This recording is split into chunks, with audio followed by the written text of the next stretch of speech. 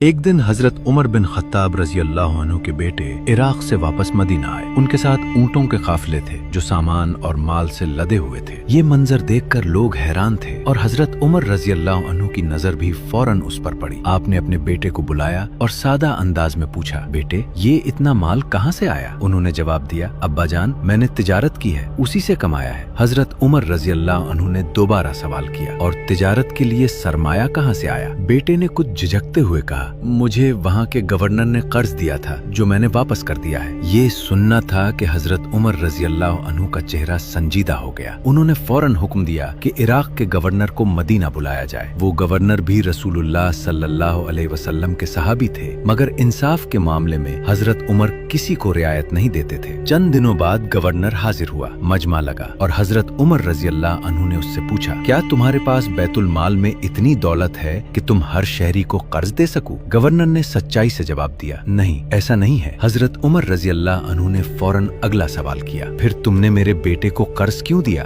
Governor نے سر جھکا کر جواب دیا، کیونکہ وہ آپ کا بیٹا ہے۔ یہ جواب سن کر فضا میں خاموشی چھا گئی۔ حضرت عمر رضی اللہ عنہ کے چہرے پر سختی آ گئی۔ انہوں نے بغیر کسی تاخیر کے فرمایا، تمہیں اس منصب سے معزول کیا جاتا ہے کیونکہ تم امانت کے اہل نہیں رہے۔ یہ الفاظ صرف ایک شخص کے لیے نہیں تھے، یہ ایک اصول تھا کہ امانت میں خیانت برداشت نہیں کی جائے گی، چاہے معاملہ اپنے ہی گھر کا کیوں نہ ہو۔ پھر حضرت عمر رضی اللہ عنہ نے اپنے بیٹے کی طرف دیکھا اور فرمایا، یہ سارا مال بیت المال میں جمع کرا دو، اس میں تمہارا کوئی حق نہیں ہے۔ بیٹا خاموش کھڑا رہا۔ اسے معلوم تھا کہ یہاں باپ نہیں بلکہ ایک عادل خلیفہ فیصلہ کر رہا ہے۔ یہ واقعہ ہمیں ایک بہت بڑا سبق دیتا ہے۔ انصاف وہ نہیں جو اپنے اور غیر میں فرق کرے، بلکہ انصاف وہ ہے جو ہر حال میں برابر ہو۔ حضرت عمر رضی اللہ عنہ نے یہ ثابت کر دیا کہ حکمرانی کا اصل حسن طاقت میں نہیں بلکہ دیانت اور عدل میں ہے۔ جب قانون سب کے لیے ایک ہو جائے تبھی معاشرہ مضبوط بنتا ہے، اور یہی وہ معیار ہے جو تاریخ میں انسانوں کو عظیم بنا دیتا ہے۔